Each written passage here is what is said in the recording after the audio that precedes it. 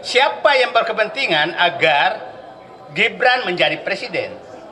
Oligarki. Siapa yang berkepentingan agar Prabowo lemah? Oligarki. Siapa yang berkepentingan sehingga surat perintah 13 Oktober Solo itu terjadi? Itu oligarki. Sehingga berantakan semua. Nah, kita harus ini bahwa apakah Prabowo, jadi saya menyatakan begini, kekuatan Jokowi itu hanya satu, oligarki saja. Kalau ini kita bisa potong, maka dia sudah tidak punya kekuatan apa-apa, karena partainya juga sudah nggak ada. Nah, jadi mohon izin saya fokus bahwa ini oligarki, negara ini harus diambil alih oleh rakyat kembali dari oligarki. Dan ingat, di buku Prabowo sebenarnya yang diperjuangkan itu hanya dua. Dia menyatakan, saya masuk ke politik agar bisa membuat kebijakan untuk mengembalikan kedaulatan rakyat dari oligarki. Itu di bukunya beliau katakan. Paradoks. Yang kedua, menyatakan bahwa agar ekonomi kembali ke rakyat dari penguasaan oligarki. Nah, itu saya pikir yang ini. Jadi kita, kalau Pak Prabowo ini, kita semua dua orang ini mau membantu dia untuk melaksanakan bukunya dia itu, Paradoks Indonesia. Kalau beliau tidak melakukan, maka bisa jadi beliaunya jadi paradoks. Itu kan kita nggak mau. Kalau dia jadi paradoks, maka Gibran jadi presiden, gitu kan? Paradoks itu, Prabowo. Paradoks Prabowo. Nah, tapi itu saya nggak mau karena Gibran jadi presiden, gitu. Nah, Gibran presiden bertepuk tangan oligarki Pantai Utara Jakarta. Nah, terakhir saya ingin meminta pemahaman kita bagaimana sih oligarki mencengkram negara ini dengan sangat terstruktur. Pra kemerdekaan itu oligarki itu membantu tentara rakyat memberikan makan.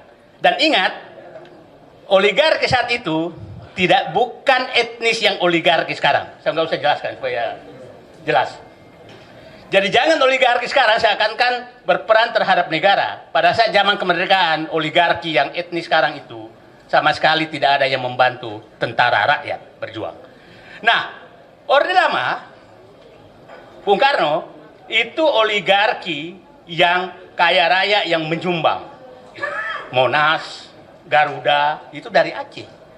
Bukan oligarki mereka. Pada saat Pak Harto itu, oligarkinya, kita sebut nama dulu Jimbaran, itu Pak Harto masih melarang mengambil tanah, masih melarang mengambil tambang, boleh berdagang, tapi di luar tidak boleh masuk ke mengambil hak-hak negara dan hak rakyat. Itu tegas, nggak bisa masuk. Nah, setelah reformasi, oligarki ini melakukan kudeta terhadap konstitusi. Dan kita harus paham, amandemen Undang-Undang Dasar 45 itu tidak lepas dari agenda mereka. Itu agenda mereka tuh, sehingga itu gampang sekali diubah. Terus setelah itu masuklah kudeta dia 2015 oleh Jokowi. Nah, saat itu merasa bahwa ini sudah bebas sekali, maka dia ubah undang-undang apapun sesuai dengan dia, termasuk undang-undang Cipta Kerja. Itu dia lakukan. Itu adalah pesanan oligarki. Setelah itu berhasil, udah ada pasang undang-undangnya, maka dia ubah menjadi PSN di mana-mana atas keinginan oligarki. Nah, oligarki saat ini, kalau oligarki pada saat Pak Bung Karno, saya bilang itu di halaman rumah, lempar daging masuk, lempar ayam masuk, itu di luar rumah. Pada saat Pak Harto itu ada di pavilion, nggak boleh masuk ruang utama. Pada saat Jokowi itu dia ngusir penghuninya yang dia ada di dalam dapur mereka. Di dapur mereka. Nah, itulah oligarki, itulah yang Nah, sekarang dia sangat berkepentingan kepada Fufu Fafa berlanjut. Jadi, yang kita lawan ini adalah mengambil kembali kudeta negara ini oleh oligarki bersama dinasti Jokowi. Itu yang kita harus ambil alih. Dan kembalikan kedaulatan kepada rakyat dengan mekanisme yang ada. Nah, itu saya mutar-mutar semua itu yang terjadi. Coba bisa bayangkan,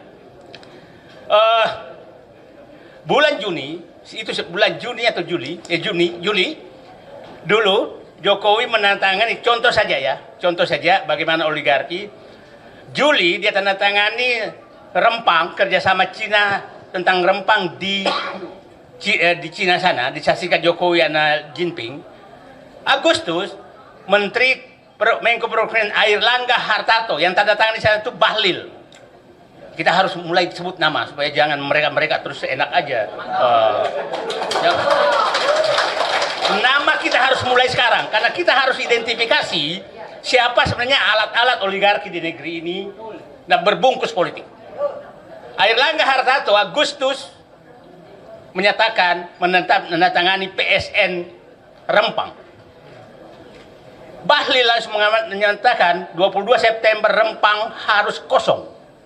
Belanda saja tidak sejahat itu di negeri ini sejak zaman dia menjajah. Kok ada orang jahat begini?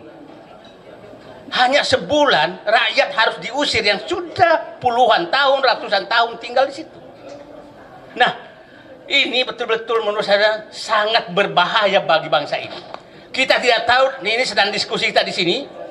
Tahu-tahu nanti rumah kita sudah ditetapkan dengan PSN, maka kita digusur. Kita tidak tahu. Ya, NJOP-nya tidak. Ini semua sudah di. Jadi jangan sampai ibu merasa punya warisan ke anak ibu, padahal sudah diambil semua oligarki dengan Jokowi sebagai bonekanya. Itu yang harus kita inikan. Nah, itulah coba bayangkan. Ada satu provinsi itu tanah izin macam-macam di provinsi itu ada 5 provinsi, ada satu tapi nggak bisa saya sebutkan supaya nanti dianggap provokasi lebih. Yang tanah-tanah yang diserahkan ke oligarki sudah lebih luas dari provinsi tersebut. Artinya seluruh rakyat yang tinggal di provinsi itu sudah menumpang, tinggal menunggu diusir. Jadi kalau Fufu-Fafa ini terus jadi dinasti terus, maka ini kita semua menjadi penumpang dan akan diusir oleh mereka. Itu yang harus kita harus ingat semua. Nah, itulah saya pikir. Jadi saya menyatakan Pak Deddy Sitorus, terima kasih. Kami tujuan perjuangan kita sama, melepaskan negeri ini dari kekuasaan dinasti Jokowi bersama oligarki. Oke. Saya pikir bukan saatnya kita bersatu menyelamatkan bangsa ini dari oligarki dan memakai boneka Jokowi. Siapapun yang setujuan itulah teman kita. Itu dulu menurut saya yang harus kita lakukan.